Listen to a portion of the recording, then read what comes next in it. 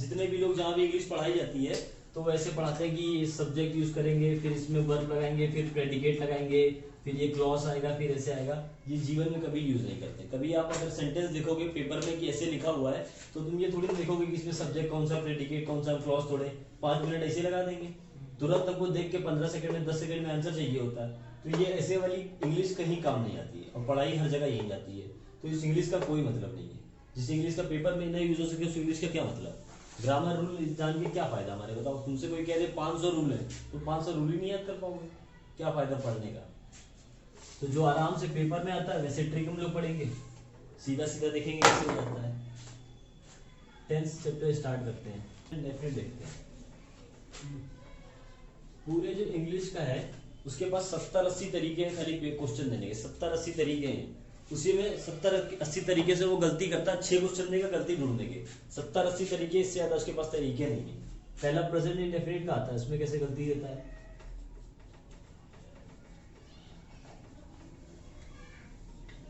इसमें क्या होगा, हिंदी में लिखेंगे हमें लगाना होगा इंडेफिनिट। प्रेजेंट इंडेफिनिट जानते हैं क्या होता है, ये बताते हैं। हमें लगाना होगा इंडेफिनिट, वो लगा के देगा कंटिन्यूअस, वो कंटिन्यूअस लगा के देगा। 70-80 तरीके आराम से पढ़ लेंगे। इस 70-80 तरीके में सारे क्वेश्चन पढ़ जाएंगे पेपर में। पहले क्या कहा, हमें लगाना होगा इंडेफिनिट, वो लगा के देगा कंटिन्यूअस। इंडेफिनिट क्या होता है, प्रेजेंट इंडेफिनिट जानते हो कौन सा टेंस होता है। जैसे बचपन पढ़ते थे, मैं आता हूँ, वो जाता है, ही वॉक्स, यू वॉक, ही गोज, ये वाले टेंस जो होते हैं प्रेजेंट इंडेफिनिट होते हैं। इनके साथ क्या लगता है, जैसे पहले पढ़ लेते हैं लोग। ये आई है, ये वी है, ये यू है, यहाँ पे भी यू है। थर्ड फॉर्म क्या होती है, ही, शी, इट, यहाँ पे दे होता है। तो आई और वी क्या होते हैं, प्लूरल होते हैं। यू क्या होता है, ये भी प्लूरल होता है, अपने आप को प्लूरल मानता है सारे रूल। ही, शी, इट क्या होते हैं, ये अपने आप को सिंगुलर के साथ चलाते हैं। बाकी जितने भी लिखे हुए हैं ये सब अपने आप को प्लूरल समझते हैं, ठीक है। तो ही, शी, इट प्लूरल क्या लेते हैं, वो एस या एस लेते हैं। ये बात याद है, जैसे बच्चों में कभी कहते थे कि ही गो नहीं कहते, ही गोस कहते थे ना, ही गोस कहते थे क्योंकि ही के साथ ही सिंगुलर है, एस या एस लगाते थे। यू क्या कहते थे, you walk, you talk, I walk, I talk, ऐसे कहते थे ना, एस या एस वहां लगता नहीं था। ओके, शी गोज होता था, शी वॉक्स होता था, तो एस या एस लगता है। ये प्रेजेंट डेफिनिट टेंस कहलाता है, समझ रहे हैं। प्रेजेंट डेफिनिट टेंस जहां एस या एस नॉर्मली लगता हो। अब देखो डू या डज भी लगता है, इनके साथ क्या लगता है, he does not go to college, he does not talk।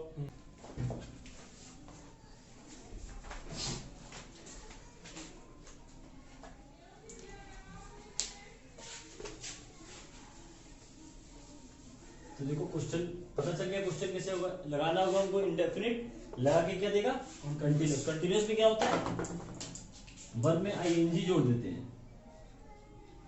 जैसे ही is walking, you are talking, verb में आईएनजी जोड़ देते क्या, तो कंटिन्यूस होता है।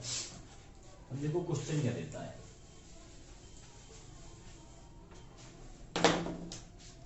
कुछ वर्ड लिख लो, जैसे कुछ होते हैं ना के बराबर के, ऐसे जैसे लिख रहा हूं वैसे नोट कर लेना।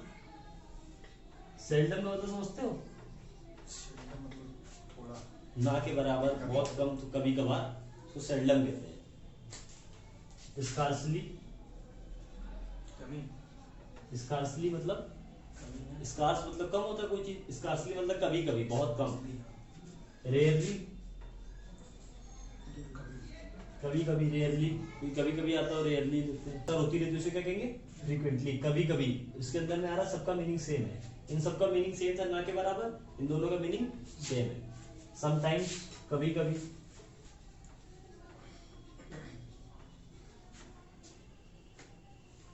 कुछ चीजें हैं जो आदतवश होती है, जैसे जनरली। जनरली का मतलब कभी कभार, नॉर्मली मैं कर देता हूँ कोई चीज, तो क्या कहेंगे, जनरली। जनरली की तरह यूजली भी कहते हैं, जैसे I usually go to college, college जाया करता हूँ नॉर्मली, मतलब ऐसे ही, उसे भी कह देते हैं। हैबिचुअली, हैबिचुअली समझते हो मतलब, हैबिट का मतलब समझते हो, हैबिट, हैबिट का मतलब होता है आदत, हैबिचुअली जो चीज आदतवश उसे हैबिचुअली कहेंगे।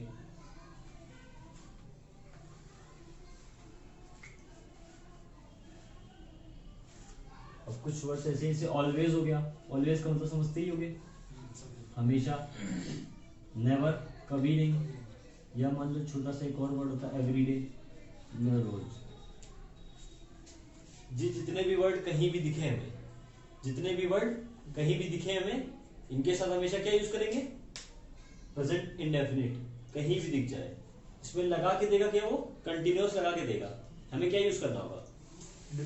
Present indefinite. हमेशा लगा के देगा कंटिन्यूअस। एक क्वेश्चन इस तरीके से बनता है, जो 70-80 उसके पास तरीके हैं, उनमें पहला तरीका ये है कि लगा के देगा वो कंटिन्यूअस, लगाना होगा उनको इंडेफिनिट।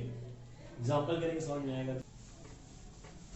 अब देखो एग्जाम में क्वेश्चन ऐसे कैसे आएंगे, इनको किसी तुरंत पकड़ना होगा। 10 से 15 सेकंड लगाने होंगे, इससे ज्यादा लगाएंगे तो क्वेश्चन बर्बाद। जैसे कोई कहे ही सेल्डम गोइंग टू कॉलेज, बहुत कम कॉलेज जाता है, सही। ही seldom gone to college. He seldom goes college. तुम्हारा यही होगा, क्या? he seldom goes to college. देखो देखो पहला तो ही है, हमने क्या पढ़ा था? सेल्डम के साथ क्या आएगा? प्रेजेंट इंडेफिनिट आएगा। तो ये कंटिन्यूअस लगा हुआ है, ये गलत हो गया, तो ही सेल्डम हो गया। अब हमने पढ़ा था इंडेफिनिट में क्या आता है? एस लगता है, तो गो का क्या होगा? गो वर्ब है, एस थर्ड फॉर्म तो लगनी नहीं है। तो टू तुमने क्यों बताया? टू हटाने वाली कोई बात नहीं। Do क्योंकि ing फॉर्म के साथ क्यों लगता है? नहीं नहीं ऐसा नहीं है। ही सेल्डम गोज टू कॉलेज, कहीं भी जाने की बात होगी तो टू लगेगा। अच्छा, go के साथ क्यों लगता है? जी सर।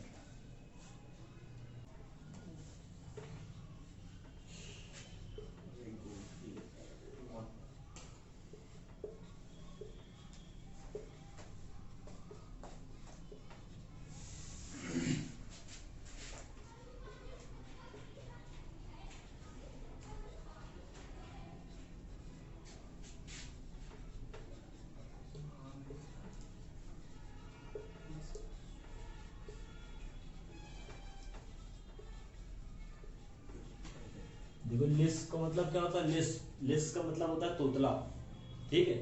और एनंशिएट का मतलब क्या होता है? वोकैब भी देखते रहना यहाँ पे, जो मतलब ना आए सेंटेंस लिखने के बाद ऊपर इसका मतलब लिख देना। लिस्ट का मतलब तोतला, एनंशिएट का मतलब होता है उच्चारण करना, कोई चीज बोलना, उच्चारण करने को एनंशिएट कहते हैं। Some words in a wrong manner.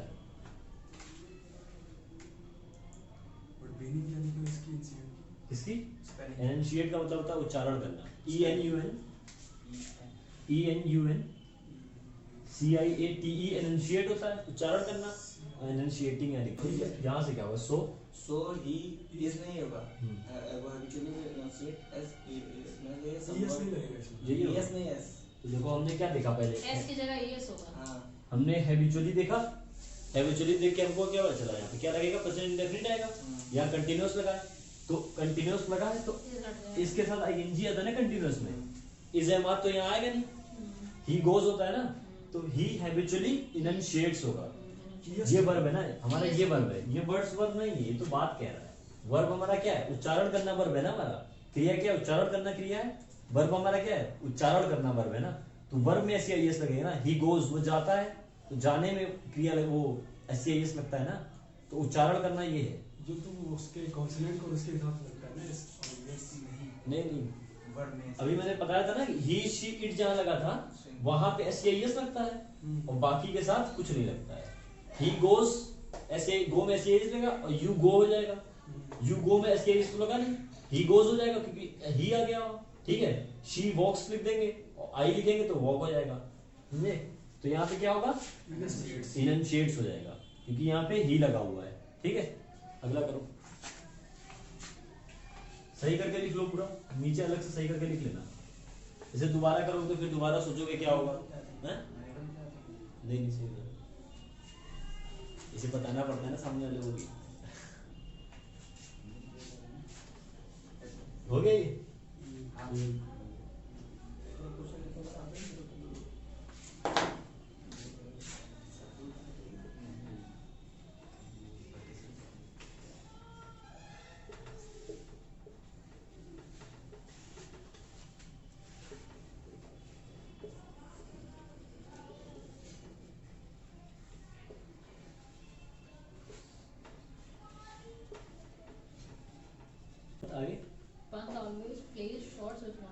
देखो यहाँ पे कभी भी इंडेफिनिट में इज एम आर नहीं आता है, इंडेफिनिट में कभी इज एम आर नहीं आएगा। तो पंथ आगे चलते हैं, ऑलवेज हो गया, ठीक है। अब यहाँ पे देखो प्ले हमारा वर्ब है, खेलना वर्ब है, इसके साथ देखो ही शी इट हमने पढ़ा था, ही वो शी भी वही होता है, इट भी वो होता है, ठीक है। राम और श्याम मतलब ये भी तो एक आदमी होंगे ना, राम को भी तो ही कहोगे, तो ये भी इसी कैटेगरी में आते हैं। राम और श्याम ये भी ही क्या SKES देंगे।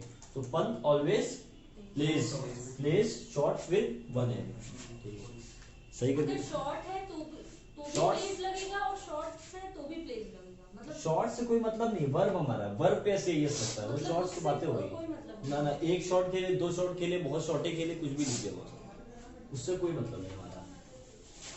वर्ब हमारी ना वर्ब पे हम लोग सारा सारा कानून वर्ब पे करेंगे। ING कंटिन्यूअस बनाएंगे, पास्ट में बनाएंगे, ED लगा देंगे, सारा कानून वर्ब पे होगा। प्ले हमारी वर्ब है। और अगर ये जो वर्ड आ रहे हैं ऑलवेज हो गया, उसके बाद इसके अलावा अगर ये ना आए तब क्या होगा? ये ना है तो ये जब बताया गया है कि ये वर्ड जब भी आएंगे तो तुमको प्रेजेंट इंडेफिनिट लगाना है। वो क्वेश्चन में तुमको कंटिन्यूअस लगा के देगा, क्वेश्चन ऐसे बना के देगा, तुमको जान जाना है कि यहाँ पे गलती है।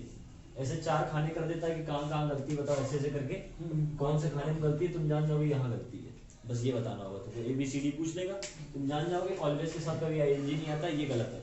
ये भी नहीं पूछेगा क्या गलती बताओ, बस इतना होता तो क्या गलत है, ठीक है।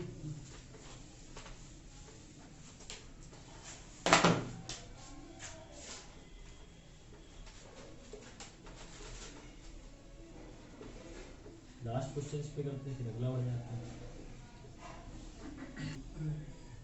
ए पार्ट तो अगला क्या होगा, सी पार्ट कौन सा आंसर है? ABCD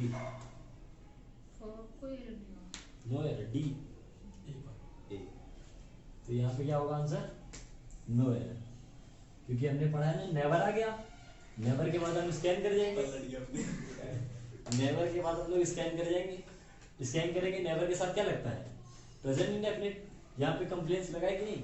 सी लगाए तो SKES लगाए, सही है, कोई दिक्कत नहीं। नो एरर, अगर 5-6 क्वेश्चन देता है तो एक नो एरर का क्वेश्चन हो जाता है उसमें, वही पकड़ना होता है, अपने ऊपर भरोसा होना वो चाहिए, नहीं होता पर हिम्मत नहीं है नो एरर लगाने की, पर पढ़ के जाओगे तो लगा दोगे।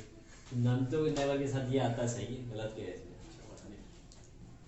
ठीक है, सही, इसको लिख लेना, नो एरर में हो जाएगा। नेवर के साथ SKES सही है ना, कोई दिक्कत नहीं है। शी लगाया, ही शी कंप्लेंट्स है, ठीक है। तो इसमें सारे एग्जांपल देखिए, इतने दिखने थे, और कोई एग्जांपल चाहिए इसमें और किसी वर्ड से? तो आज के बाद इतने वर्ड आएंगे तो जान जाओगे ना कि हमेशा प्रेजेंट डेफिनिट लगेगा। वो सारे वर्ड याद करने पड़ेंगे, वो सारे वर्ड याद कर लोगे।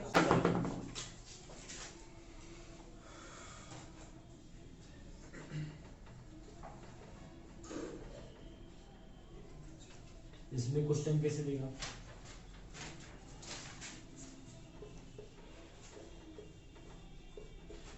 लगना होगा पास्ट इंडेफिनिट,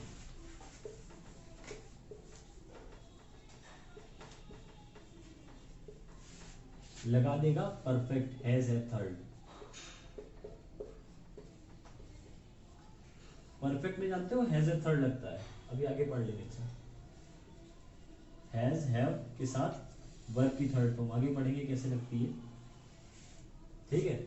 लगाना होगा हमें क्या, जैसे पिछले में प्रेजेंट इंडेफिनिट लगाना था, तो यहाँ पास्ट इंडेफिनिट लगाना होगा, वो हमें परफेक्ट के क्वेश्चन देगा। अभी हम एग्जांपल से समझ में आएगा वो क्वेश्चन कैसे देगा और हमें लगाना क्या होगा, ठीक है। पास्ट इंडेफिनिट क्या होता है समझते हो? जैसे I be you he she it और they था, तो पास्ट इंडेफिनिट की एक ही पहचान होती है खाली। पास्ट इंडेफिनिट के साथ क्या लगता है? Second form। वर्ब की सेकंड फॉर्म, बस वर्ब की सेकंड फॉर्म आ गई तो पास्ट इंडेफिनिट। और जो डू डज वाला लगता है इसमें क्या लगता है? इसमें डिड लगता है, सेकंड फॉर्म लगानी है। देखो एक तो सिंपल सी बात होगी कि किसी भी क्वेश्चन में, किसी भी इंग्लिश सेंटेंस में हमें वो पास्ट का रेफरेंस दे दे। रेफरेंस समझते हो? मतलब बता दे कि ये पुरानी बात है, ऐसी कुछ बात दे दे कि 4 साल पहले ऐसा हुआ था, 5 साल पहले, तुम परसों मिले थे हमसे, कभी भी वो बता दे कि ये ऐसा सेंटेंस में उसके लग रहा हो कि ये पुरानी बात है, पास्ट का रेफरेंस दे दे, वो पास्ट की बात का संकेत दे दे कि 2 दिन पहले तुम हमसे मिले थे, 1990 में ये बात हुई थी। मतलब कोई चीज भी ऐसी वो दे दे कि हमें पता चल जाए कि ये पास्ट की बात है, वहां लिख के दे दे हमें कि पास्ट का रेफरेंस मिल जाए, तो हमेशा क्या यूज होगा? पास्ट इंडेफिनिट, हमें कभी भी पास्ट का रेफरेंस मिल जाए, पास्ट का रेफरेंस मिल जाए मतलब संकेत मिल जाए, तो हम पास्ट इंडेफिनिट लगाएंगे कि मतलब हमको पता चलने लगे सेंटेंस में पुरानी बात है। वर्ड कौन कौन से होते हैं देखो, जैसे कहते हैं यस्टरडे, यस्टरडे की बात है, यस्टरडे मतलब कल की बात है, सेंटेंस में लगा देगा यस्टरडे तो हम जान जाएंगे कल की बात है।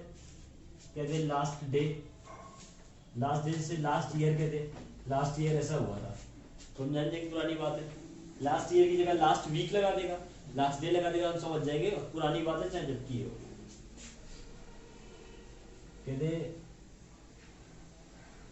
एगो लगा दे, 2 years एगो पुरानी बात, ठीक है। बैक लगा दे, 2 years बैक, सिंस नहीं, लास्ट वीक भी हो सकता है, लास्ट वीक भी, last year, last week, last day, कुछ भी हो सकता है, लास्ट सेंचुरी जो जो लगा दे। यस्टरडे लास्ट ईयर एगो हो गया। ऐसे देते इन 2000, इन 1990 तब की बात है, इन 2010 तब की बात है, मतलब पुराना से उनको रेफरेंस मिल रहा है कि पुरानी बात चल रही है। कहते दादर डे, दादर डे का मतलब होता है उस दिन, पिछले में उस दिन। The other day you met me, ऐसे होगा पुरानी बात होती, दादर डे उस दिन।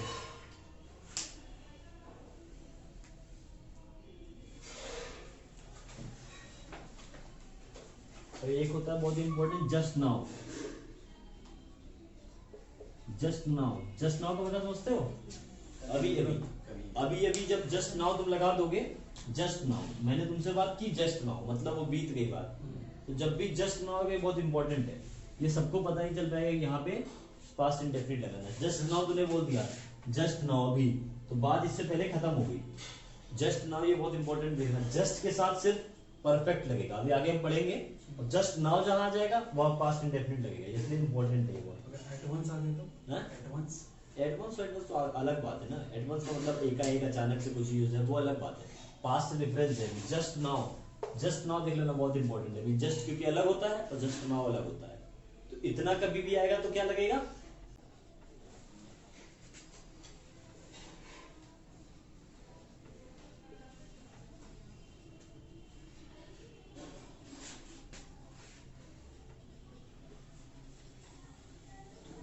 मैं कल कॉलेज से लेट आया था, वो कह रहा है, ठीक है। हेड केम होता है पास्ट परफेक्ट में, पास्ट परफेक्ट में हेड थर्ड लगता है और प्रेजेंट परफेक्ट में हैज एड थर्ड लगता है। तो हेड थर्ड कब लगाएंगे, जब पास्ट परफेक्ट की बात होगी। यहाँ हमें क्या लिखना है, पास्ट इंडेफिनिट। पास्ट इंडेफिनिट में क्या सिंपल सी बात होती है, वर्ब में सेकेंड फॉर्म लगा देते हैं, तो ये तो हम भूल ही जाए कि ऐसा यहाँ कुछ होना है। अब आई केम, कम की, कम के तीनों फॉर्म क्या होती है पता है, कम केम, कम केम, कम केम कम होती है, वर्ब की 3 फॉर्म कम केम कम होती है। तो क्या होगा, I came late yesterday from college. हमको वैसे पता चला ये पुरानी बात हो गई, कल की बात बता रहा है। जहां भी हम पास्ट रेफरेंस देखेंगे तुरंत पता कर लेंगे पास्ट इंडेफिनिट लगेगा वहां, जहां भी पास्ट रेफरेंस देखेंगे, ठीक है। सही करके लिखो।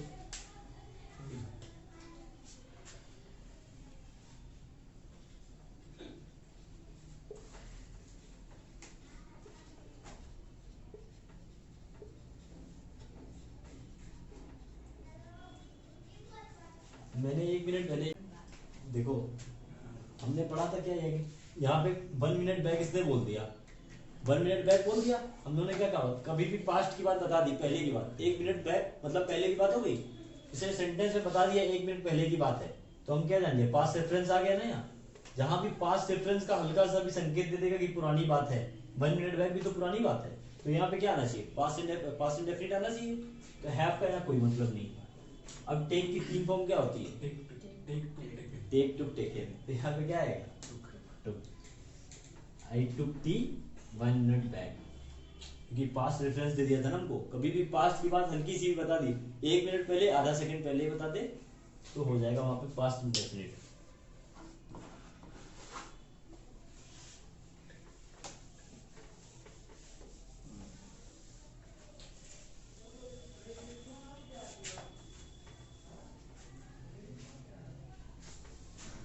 ठीक है, सही कर दी।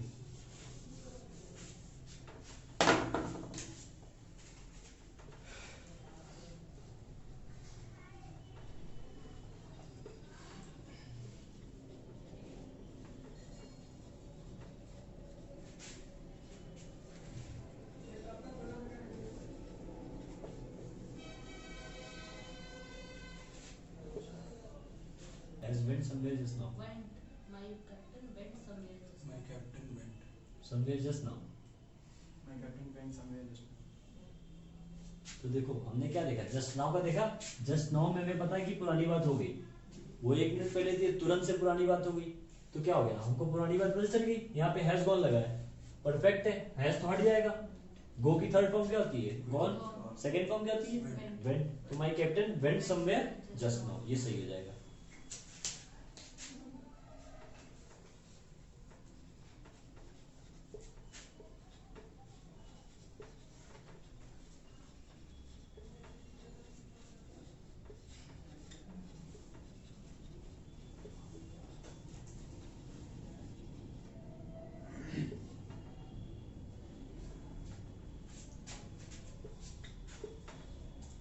No, इधर लिखा ही नहीं। No. गलती नहीं थी किसी ने, नो एरर गलती थी, डी ऑप्शन था। आई वेंट टू क्यों हटाएंगे, go to Delhi, went to Delhi, gone to Delhi, जाना है तो टू तो लगाएंगे ना। Went to Delhi last week, last week पता है ना, लास्ट वीक पता है तो क्या आना चाहिए, पास्ट इंडेफिनिट। सेकंड फॉर्म में तो क्या है, पास्ट इंडेफिनिट है। तो लोग लास्ट क्वेश्चन कर लेते हैं तो दोनों खत्म हो जाएंगे, थोड़ा टफ करते हैं।